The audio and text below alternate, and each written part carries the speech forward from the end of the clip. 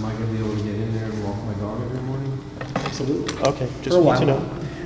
What do you mean for a while? Well, no. Basically, what we're proposing to do is we will fence the other side. You know, this side basically. That'll. Oh, no, we come in this way. Yeah, Right. You should be good to go there. Okay. Now we do have a little bit of remediation that's up in this area. Okay, you said. That No, that is but that's in the Kingston, Yeah, City Kingston City property, Kingston property. as well as we're gonna. That's not private property. No, you go Oh. down North Street and then The new rail trail takes you to Kingston Point Park. So yeah, I mean, any fencing we would do because we have to secure this, obviously secure that. in some places it really smells down there pretty badly.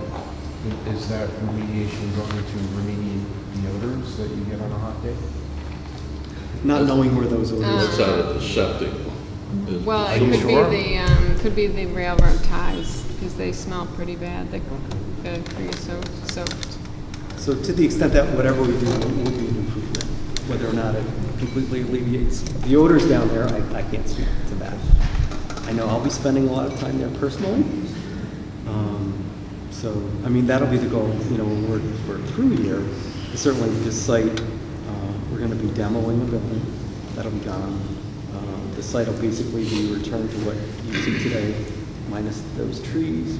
There'll be a brand new bulkhead put in. We did meet with one of the economic development. Great Swansea. Yeah, director. Met with him to talk about some of the things that we could do, you know, as part of our restoration. So, and that's something that we certainly need to engage further so that we get the access agreement. So when we're here and then before we leave, this is what's left behind. So what is left when you're done? Grass or? Concrete. Well, this is gravel right now. So right now the plan is to, this will be gravel. Yep. The areas adjacent to this, I mean, to the extent we teed up a little bit of a conversation that said, look at, since we are going to be in here doing some remediation a little bit on North Street, so those will be restored. We did talk about taking, you know, new stone at that entire length and replacing that, so that'll be Right, extending that gravel extending path that that gravel goes out path that to you the point, have go nice down down here. to We'll the make that city. happen here for you. And you're gonna take there, out Chuck, trees every and day walk for a out. walk. Down here at the Yes. sumacs and other things that have overgrown. Walk with you with my spirit. Basically, when you're done, it's gonna be a big gravel lot. It's pretty much what it is right now. Yep. So it's gonna be clean. All right, thank you. Mark, Jesse, Mr. Resurgent, how they do? They do a good job? I'm impressed. I always thought that you were a non-existent person. Me too. I've never actually seen him in person. I've always seen you in the paper. I thought it was... Always the voice on the radio. Yeah. Thank you very much. Which one? John Resurgent.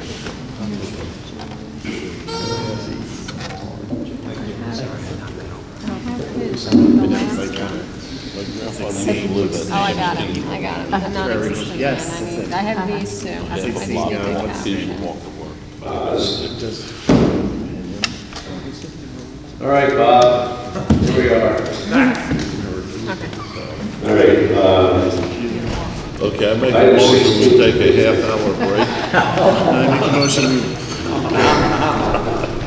all right, this is item number 16, it's 32 Beale Street. Proposed changes to the approved site plan of the Irish Cultural Center. Section blah blah is 56.43-5-35. And it's a zone RT, Ward 8 Irish Cultural Center, applicant owner. Robert Carey is present. Okay. Can you switch chairs? I see Red He's Williams. just switched. Okay. Greg Wills on board, part of our team. Okay. He's brought on for the architect of record in green design. But over the last 4 or 5 months, we've been reworking the design with an architect in New York City that happens to live over in Rhinebeck and Rhinecliff area. So he's a green architect. We're used to building high rises in New York, but he was willing to work with us. His name's Bob Fox, and he's a partner in a firm called Cook Fox down in New York City. typically not working on these types of buildings, but he lent a hand. He took our plans and to make it more fluid, if you will, or manageable. So essentially, we had an L design footprint of the building. He just squared it off. You have to laugh, right? So he squared the building off. In doing that, of course, we changed the footprint of the building on the land. Okay. We haven't changed the overall square footage of the building. So what we reduced on one, we added to another. The other thing is the parking spaces. We had it resent out to the architect, the engineer, Mark Piano, and the parking lot quantity has remained the same. We just moved the spaces around a little bit, but it was able to fit in at this point the same amount of parking spots. And so as far as everything else is the same. As far as like on-site retention of water, that's still 100% design. Nothing's changed in the designs there. The setback is all the same. Okay, the building virtually in the same spot as it was before, except for the main entrance has been squared off versus a jog. Okay, reworked the elevations on the building, and it's brick as it was before, and essentially the step back profile, which I'll show you. The other thing, because of the green design, they're going to make the roof, a green roof, long cover, that kind of thing. Growth up there to help in the goal here is a net zero energy building. So, so that's part of the design. And Will's been brought on board, and he can talk to you about the green aspects and some of the, tweaking that we have to do to, let's say, solar panels to help us out to get the net zero energy. Okay. All right. You want to take it over there, Will? So to get this facility to a zero net energy building is going to be a pretty heavy lift. And in order to do that, we're going to generate as much on-site energy as possible. But there are different classifications of what constitutes a zero net energy building. So we may take advantage of purchasing some off-site green renewable energies to supplement that. So what we're trying to do now is look at what do we have to work with. We have two parcels. We know that we have a parking parcel up above between West Union and Beale Street, and the main site of the cultural center. So we're going to take advantage of that to the extent we can. Just a little note that what the engineer has shown here for parking is not exactly what I'm showing on the architectural, but it's we're looking at possibly grabbing a few more spaces and taking advantage of those spaces by having solar canopies over the parking, because we don't have enough area on the roof of the building, especially because we have this vegetated roof design that Bob Fox developed, and we'll have a kind of a miniature Hudson River and Rondout Creek motif on the roof. That's kind of a learning experience as well. So, would you like me to show them the plans? Yeah, sure. Also, I don't know if you guys saw the Javits Center, and they've been very successful with their green roof. If you Google it, it's very, very interesting what they've done up there, reducing energy costs. They're attracting wildlife like crazy. It's a very, very interesting project if you get into it. So it's good to see. It sounds like that fits into the ex-mayor Bloomberg's I don't know. goal of I don't know the politics, but creating the roof is a beautiful. number of green roofs in the city. And they use a lot of succulents, actually. Okay.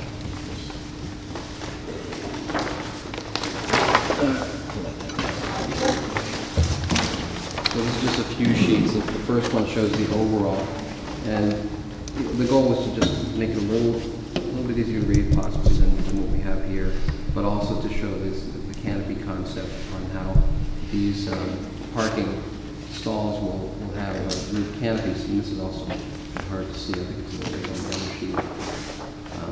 It just shows it in section. So they're slightly angled. This is very preliminary, so the upper level looks like that, where the pylons to support these structures would occur at every other stall, so about 18 feet on center. So we still have to see what's feasible at the upper site in terms of how much energy can we generate. I'm anticipating that a combination of these roof canopy solar panels and along this hillside that faces Beale Street, the ground mounted, we could generate a pretty substantial amount, perhaps 64 kilowatts. And then in addition to what's shown on the lower level, parking, possibly another 24. So that brings us up to near 90, and then we hopefully get over 100 with some roof solar. With all that power, we still don't have enough to really generate everything that this facility will require. So, but we're trying to get there as close as possible. The building itself will be constructed of an insulated concrete form. So that's a super insulating material. Of course, all the windows and fenestration and doors will have a minimum dual glazed, very high performance, low U factor, just as low as possible. The lower the number, the better, essentially. So the goal is to make this as green as absolutely possible, to make it a good neighbor to the Beale Street and the Rondout, overlooking the Rondout Creek, to connect with the company path down to the lower streets, and to have a fully functional cultural facility for the Irish, for the AOH folks, and a super green building. Now, you talked about purchasing power, energy from off-site to make this a total net zero facility. How does that work? Is there other? Well, you could purchase from wind farms out in western New York State. You can even partner with other entities to have off-site solar. So those are the two main renewable energies that could be brought in and utilized here.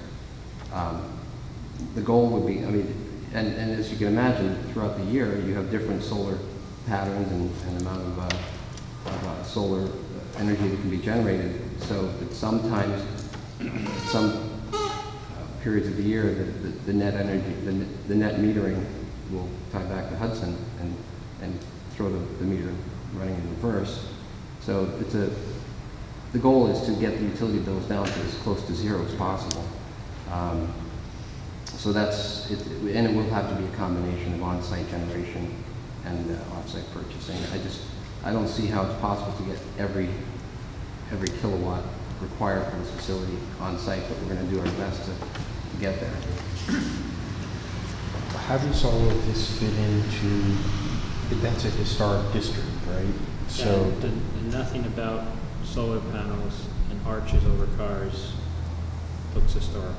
well, that's my question. I'm not debating it, I'm just putting the question out. Well, this says that I'm reading the notes here, the exterior changes still have to go before, have to be reviewed by those two commissions, so. Yeah. Yeah, this is going to have to go back. Okay. And did you say that you were then losing some parking for these stalls?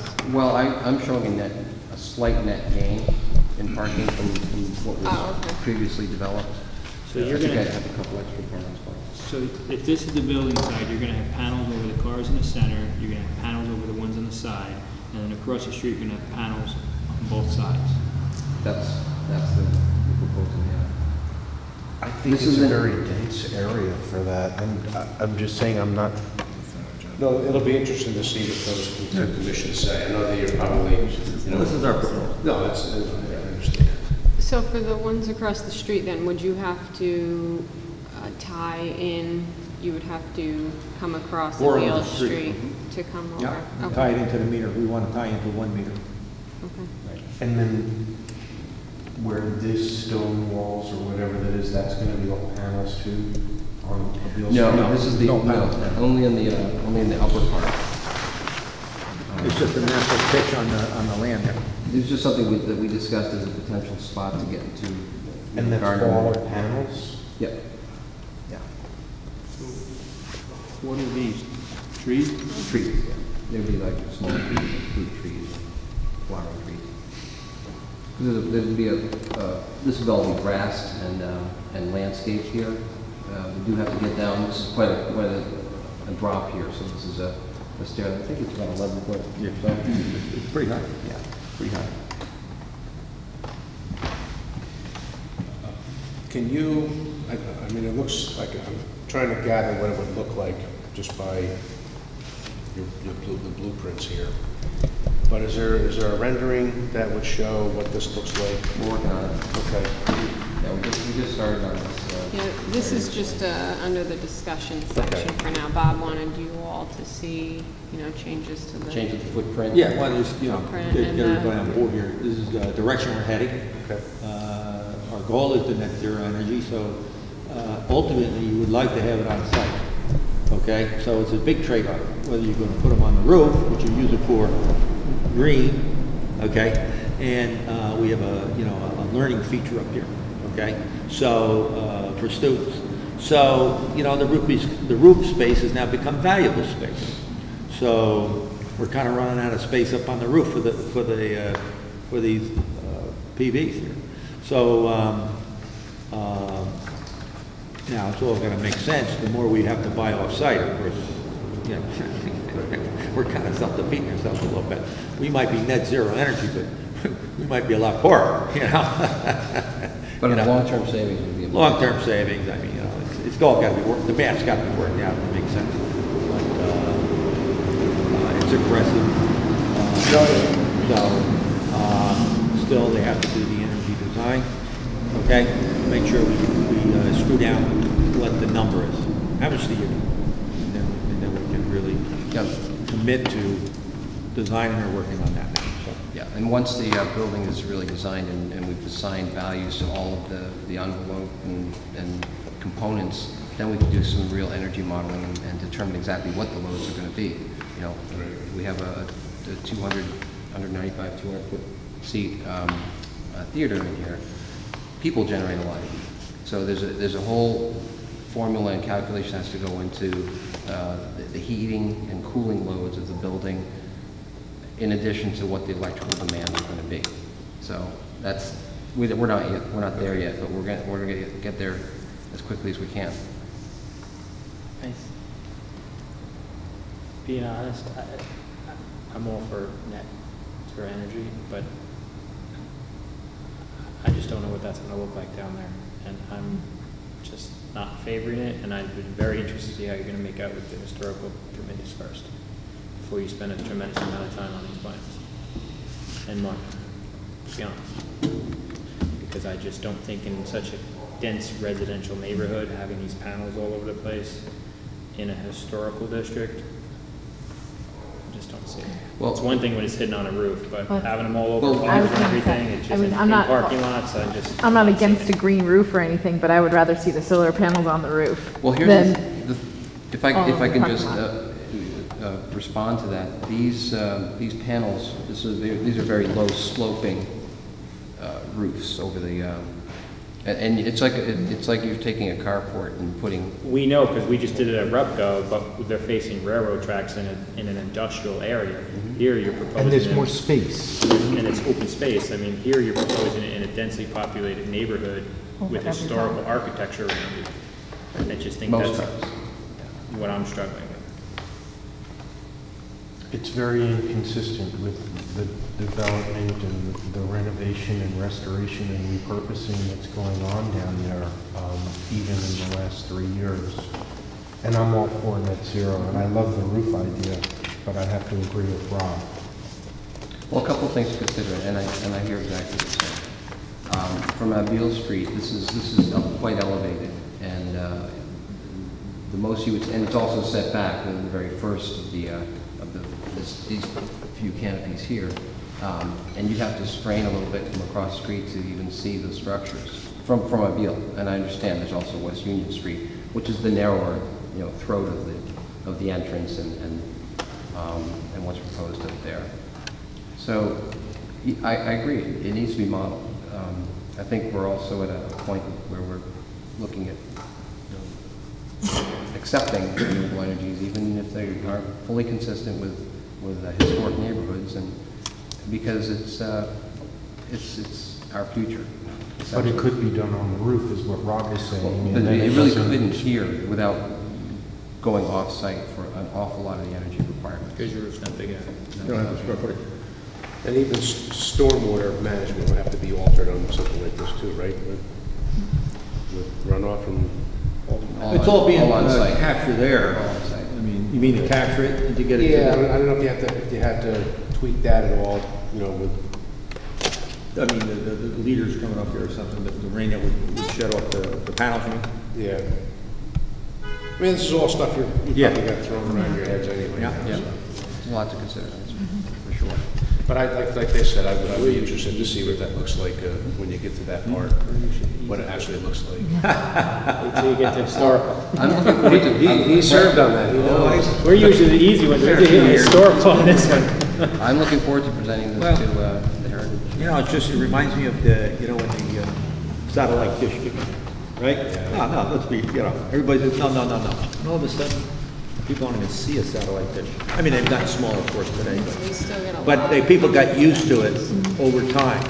And the solar panel is here to stay. People have them on their roofs everywhere. You say historic. I see them on roofs everywhere. I'm just, you know what I'm saying? It's an interesting thing. If it's a good there, it's not good there, that's also good. But we have energy modeling to do and see how many we need in that building there. Okay. All right? We'll have virtual models. Maybe the bank will leave fly around. I think. Thanks, folks. All right, thank you. Thank you.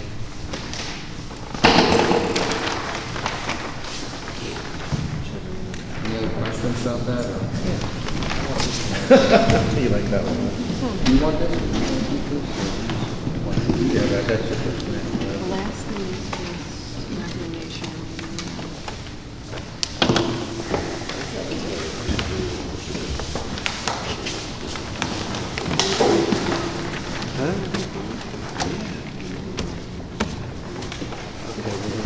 See, that's good. That's why you're here. That's good.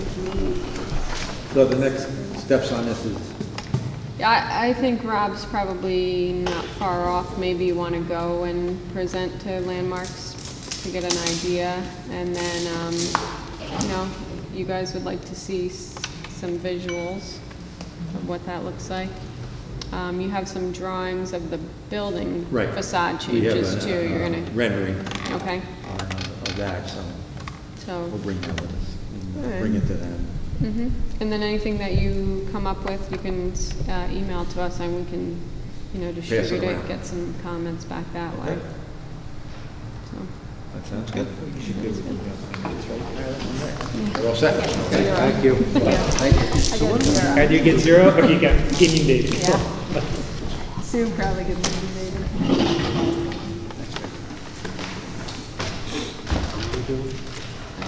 Recommendation on this next one is a recommendation to the Common Council on the comprehensive plan that Sue forwarded out to all of you. I don't know if you've had time. I have not had time to adjust that. I can't speak on it.